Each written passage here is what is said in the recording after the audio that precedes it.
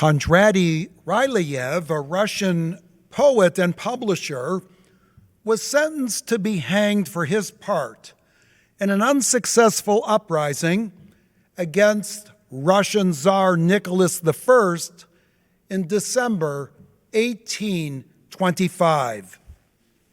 But the rope broke, and Ryleyev, bruised and battered, fell to the ground, got up, and said, "In Russia, they do not know how to do anything properly, not even how to make a rope."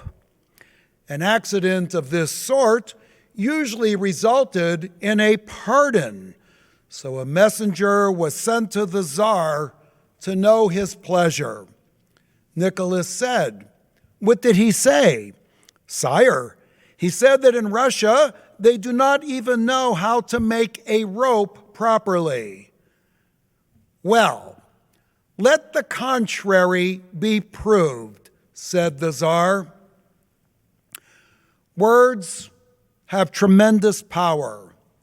Yom Kippur, with its disproportionate emphasis on sins of speech, remind us that our words can and often get us, in these days of social media, and of course, with the upcoming election, into serious trouble.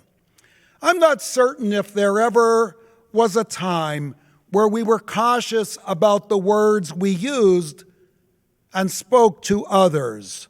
Our liturgy, with its detailed lists of sins focusing on speech, preceded Twitter and Facebook by centuries.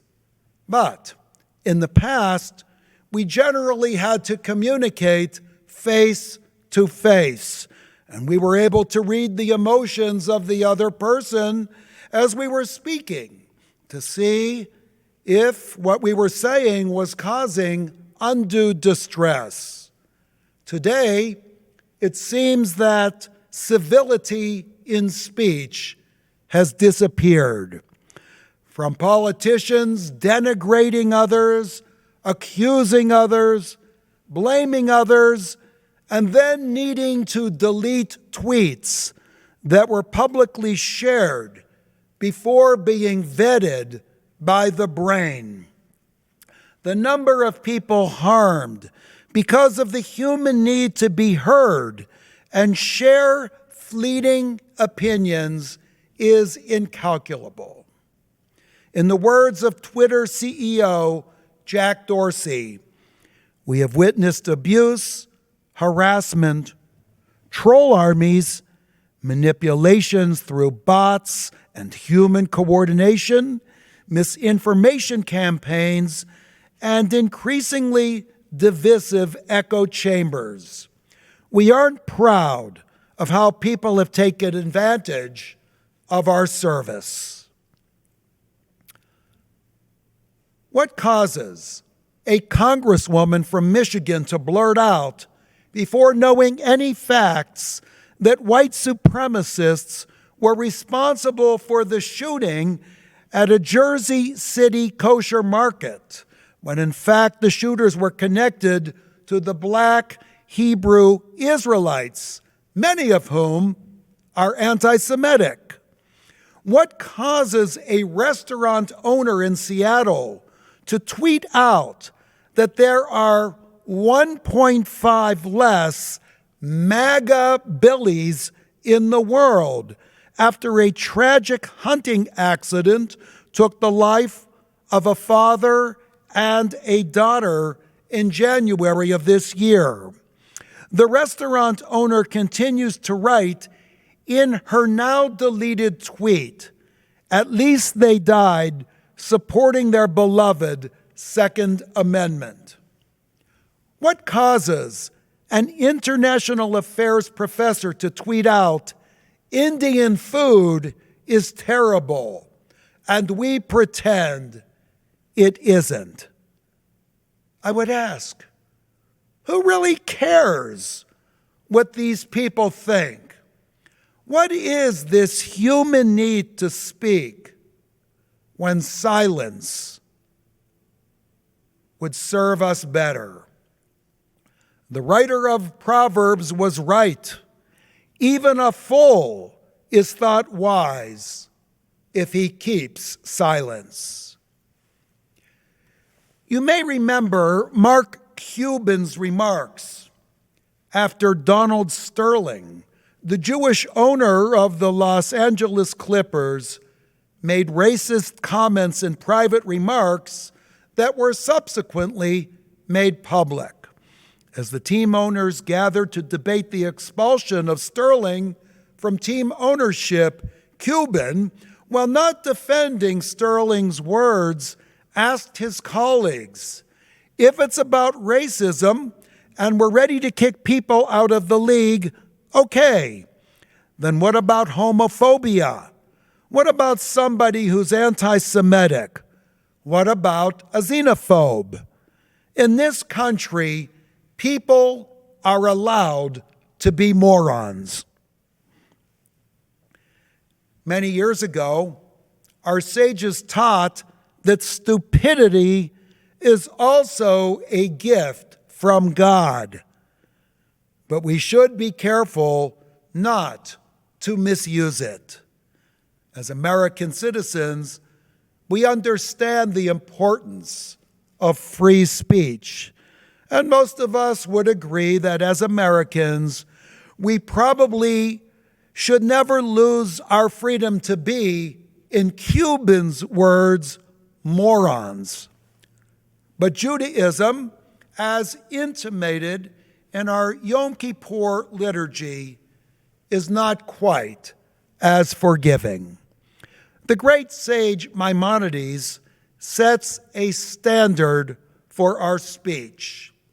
If a person is scrupulous in his conduct, gentle in his conversation, pleasant toward his fellow creatures, affable in manner when receiving them, not responding even when affronted, but showing courtesy to all, even those who treat him with disdain, such a person has sanctified God. A mere sentence, but in his words we have the essence of how we should speak to others, what we should say and not say, and when our ability to speak should be curtailed. A story is told about an elderly lady who had a hearing aid fitted, hidden underneath her hair. A week later, she returned to the doctor for her checkup. "It's wonderful. I can hear everything now," she reported very happily to the doctor. "And is your family pleased too?" asked the doctor. "Oh, I haven't told them yet," said the old lady, "but I've changed my will twice already." Words have consequences. Maimonides tells us that we sanctify God when we speak gently to others. What does that mean? Does it mean we should never argue? Does it mean we should not disagree or be critical? Hardly. Sometimes we need to be direct. We need to speak the truth, and we need to offer our opinion to a child or parent or student or colleague we see traveling a path that will lead to turmoil and trouble. But sanctifying God through speech means that we speak to others from the vantage point of love. Sanctifying God through speech means that we strive to speak words that are instructive without being destructive, words that are spoken out of love, to shed light on the path of another person, and not to show just how enlightened we are. Too often, our conversation is not gentle. We speak to proclaim our opinion for the sake of hearing our own voice, and we force our views on another, thinking that our verbal barrage will in fact prove us correct. Sometimes we speak to beat down and dominate and control, disguising words spoken gently with motives that are not so pure. Too often we speak not to communicate, but to communicate just how intelligent we think we are, demonstrating our superiority and making others feel inferior is not gentle speech. Bombarding with our opinion, but not tolerating dissent or debate is bullying and not gentle speech. Taking the opposite opinion just to prove somebody else wrong is not gentle speech. The Talmud tells us that Rabbi Judah would not permit the students of Rabbi Meir to enter his academy. Why? Because Rabbi Judah said they were disputatious and did not come to learn Torah, but rather to overwhelm me. Gentle speech does not overwhelm. It does not harm, nor does it humiliate. When the words we speak and the way in which we speak them overwhelm, when no one voluntarily wants to be near us because we are verbal terrorists, then we know that our speech is anything but gentle. Being affable, when we greet others and pleasant toward them, also requires us to speak in a way that sanctifies God. Too often when meeting others, we go overboard. We flatter and ingratiate ourselves. We compliment and we droll over others, especially if we feel that our own social status is elevated when we are seen in their company. This ingenuous praise does not sanctify God, but it does reveal that we are self-serving and needy. Flattery, we think, may honor another person, but in fact, Judaism tells us that it is actually an attempt to manipulate the other person.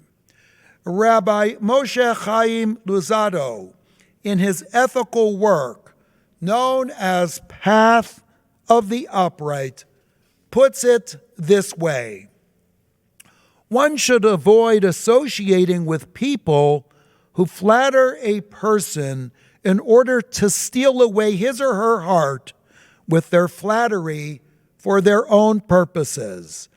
They lavish praise on a person, exaggerating those qualities which suit their purposes. They falsely boost those qualities not naturally found in him, playing on his weaknesses in order to persuade him so that he might be inclined to do what they want. Flattery is not friendship. It is deceit. Flattery is not being pleasant toward another. It is a betrayal. Flattery is not about giving. It's about getting. We think we are being affable when we flatter, but in truth, we are being insincere. We think we are being gracious, but we are really being devious. We think we are doing what is right, but the more we flatter, the less we understand what is right, and our adeptness at flattery, as much as others may love hearing our fawning, leaves us with a tarnished reputation. Judaism rightly compares the tongue to an arrow, but our rabbis, who loved debate, ask why this is the case. Why not a sword? Ask the rabbis. Because when a person unsheathes his sword to kill someone, the person may plead for mercy. The person may calm his potential attacker, and the sword may not be used. But once an arrow leaves the bow, there is no way of stopping the damage that it does. When we flatter another person, we damage ourselves. And more importantly, we damage the recipient of that flattery with our dishonesty, crafting words that distort who we are and what others are is not the type of speech that sanctifies God. Using speech to dupe and deceive and deliberately falsifying facts in order to curry favor with another may be effective at times, but it falls short of the standard that Maimonides had in mind when he exhorted us to greet others in an affable way. The Talmud puts it best. When we flatter, our lips and heart are not as one. Maimonides cautions us about how to speak and what we should and should not say, but also reminds us that there should be times when we refuse to speak, not responding even when we are affronted. Just how many times have our unnecessary words made our lives miserable? How often did our need to get the last word in make it the last word we ever spoke to another person? Friendships spanning decades that were destroyed by speaking when we should have been quiet. Marriages destabilized because we were too defensive. Partnerships destroyed because of our need to constantly remind a colleague of a bad decision made in the past. The rabbis remind us that when we strike a person, the pain eventually subsides. But our words have the ability to give a lifetime of pain. Why is it so difficult for us to be silent when we are affronted?